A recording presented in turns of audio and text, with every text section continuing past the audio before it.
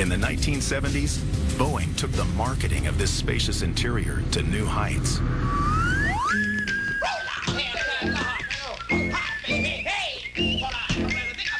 The Harlem Globetrotters would like to show you what the Boeing 747 is really all about. So welcome aboard the biggest, most luxurious plane in the sky, the 747, where you can move around with all the freedom in the world. Space like you've never known before. Headroom, legroom, elbow room.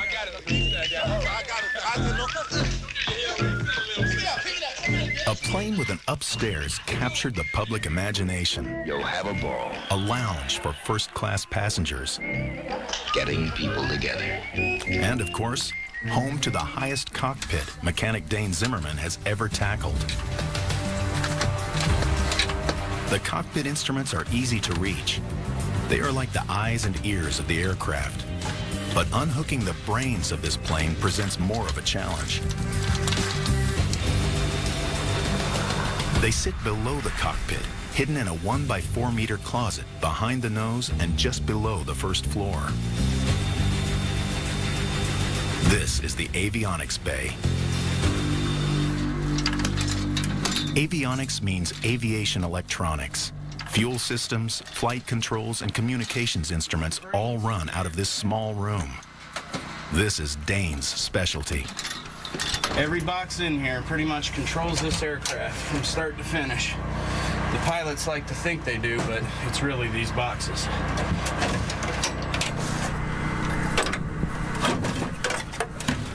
The big problem is getting them from up here to down there because they're so heavy. Usually it's a two-man job, sometimes three, depending on if your arms are long or not.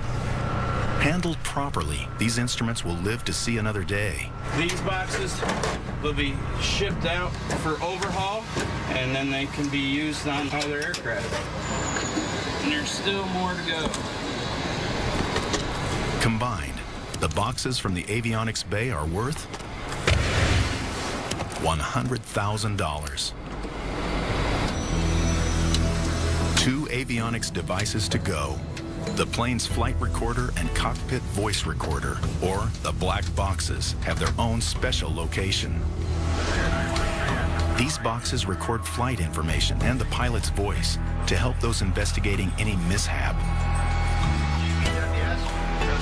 They sit above the passenger's cabin in the back of the aircraft, a section engineers have deemed more likely to survive a major accident. Surprisingly, the so-called black boxes aren't black. These are the infamous black boxes. As you can see, they're painted orange, which is always kind of funny. But the reason for the color is so they can be found if an aircraft crashes. The term black box comes from the general term for all avionics boxes. All the others are black. With the removal of these final 2 boxes, Dane's job inside the plane is done. But the removal of parts is only a portion of this enormous challenge. Keeping track of what's removed is a mind-boggling affair. Among the parts still to be salvaged, 8 kilometers of tubing, 275 kilometers of wiring, and 3 million fasteners. Much of which can be found here, in the belly of the beast. Hatches provide access to 4 spaces, each the size of a van, crammed with pipes and ducts. For the mechanics, it's like gutting a giant bird, but they must track every feather. This is an air conditioning bay. This is one of the first areas we start in. And by the time we're done, it'll be completely empty. Pete Faulkner is one of 5 mechanics who's on this job for the full 12 weeks. It's just time, time consuming. To get the most out of this old aircraft, recyclable parts must be taken off and correctly cataloged. But finding the part number can be as tricky as the removal itself. But a lot of these parts with ducting, panels, various things like that, they can be worn off or they can be quite difficult. Most of them are usually worn off. Their only stamp, right there. There's the assembly number. 65 Bravo, 94200. The crew then records each part number on a tag. As the parts are being removed, we have to fill out a removal tag. And what we do, we put the registration number, service number, the nomenclature of the part, and pretty much the part number, serial number. Then we tag the item and put it over in the cage over there so they can put it into the system. Usually we go around maybe 500 to 1,000 tags or more on this aircraft. This is such a big aircraft. Once tagged, they take the pieces to Aircraft Inspector John Lister. John confirms the identity of each part removed from the airplane. That's a big business. Just about every part that comes off an aircraft, just about every part can be refurbished and re-put on another aircraft. From complex electronics to ducting, flight controls to hydraulic tubing, even the most commonplace items can have real value. There's certain parts you might look at sitting on a shelf and say, who would ever want that and whatnot, but the fact that it come off of an aircraft, it has a value to it. Here's a coffee maker that's removed, and it's obviously seen better days. They will keep these things on the shelf with a fresh tag because coffee makers go out quite often. And there's nothing worse than a flight attendant hates when their coffee makers and their ovens and whatnot aren't working. John's coffee maker could go for upward of $2,000. Parts that are regularly damaged are in high demand. That includes one of the most valuable sections on the Jumbo, its nose. The tip of the nose is called the radome. Each radome is specially made to protect the aircraft's weather radar. The antenna inside communicates weather systems to the pilot. It must withstand regular wind blasts over 800 kilometers an hour, faster than any hurricane. A used nose in good condition is a valuable part of any jet. But to tweak this bird's beak, mechanics must scale new heights, 3 stories up. There's nothing on a 4.7 you can reach without a lift, some type of sling, lifting apparatus to get it off. The nose is built to stick.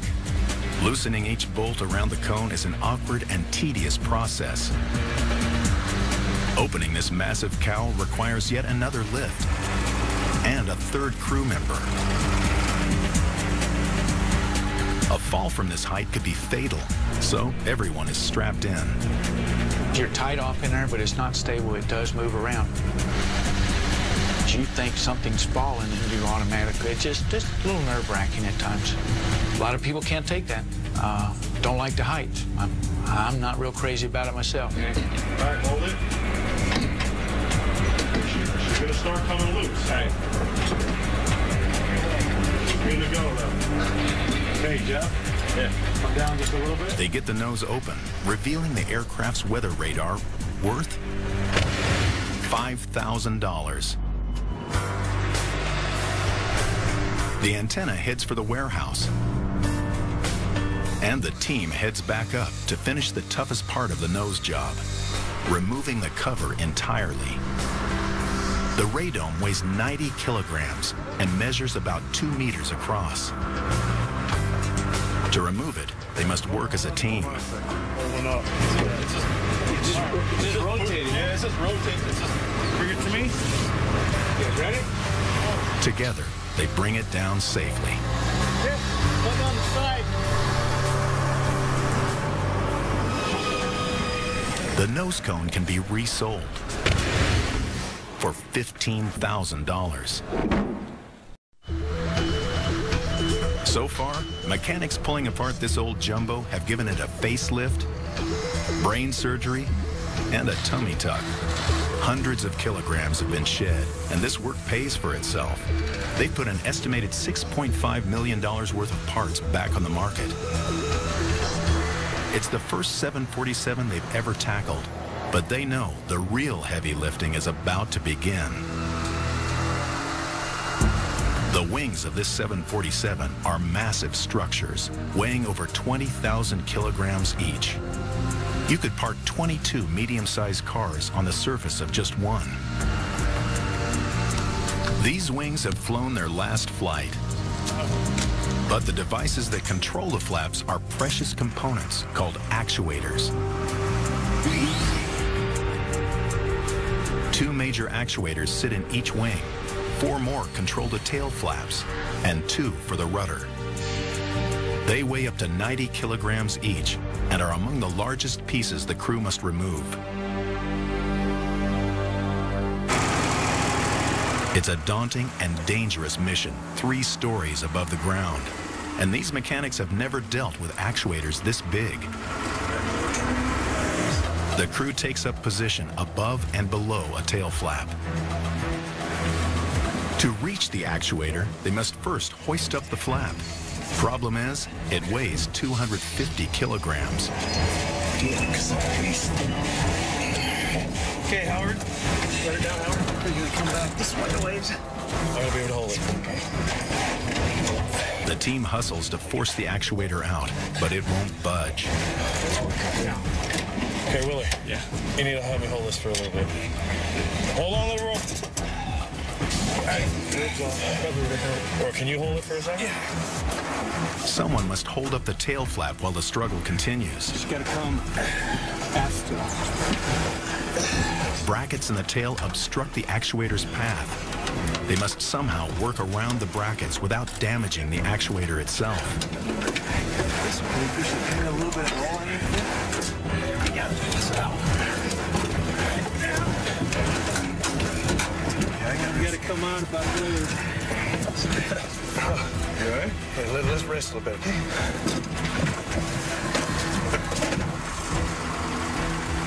They reposition for a better angle under the tail. All right, onto it. We're gonna go all the way up again. Okay, ready? Right there. Okay, go ahead. Go ahead. Now we gotta Try. Can you pull it up a little? either way would work.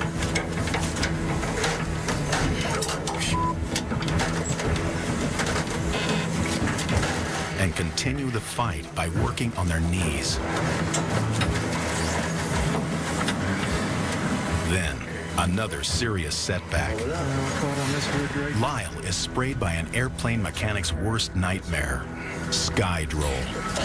This got doused with Skydroll.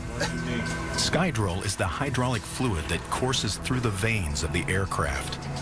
It's a toxic sludge that burns and can temporarily blind. Shortly, it'll start burning. It's tough.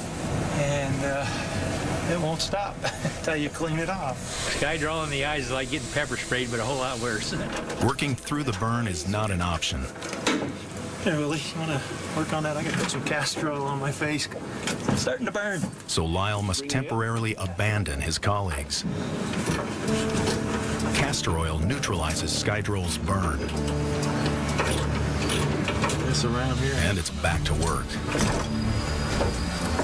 Got about 2 inches. Come on. I'm gonna need help pushing it all the way up there. And then I'll try to hold it. With one last heave of the tail flap, they finally pry the 90-kilogram actuator free. Be careful, Lyle. All right, Howard. Let it down a little. Okay. Let it down, Howard. Glad that's done. The grueling removal is a lesson learned for the next actuator, and the 8 more after that. All right, Howard, you got it? They remove the rest in half the time and with half the muscle. All right, down. We're bringing them down. Come on down. Hold on, Howard. All right.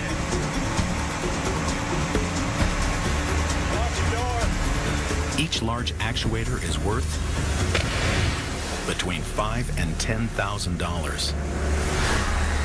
They remove 10 of them for a total of roughly $80,000. But they are still $100,000 away from their goal. And crunch time is near. The Jumbo now sits in full view of its fate. Across the way, an MD-80 gets crushed into scrap metal. All of its reusable parts have been salvaged,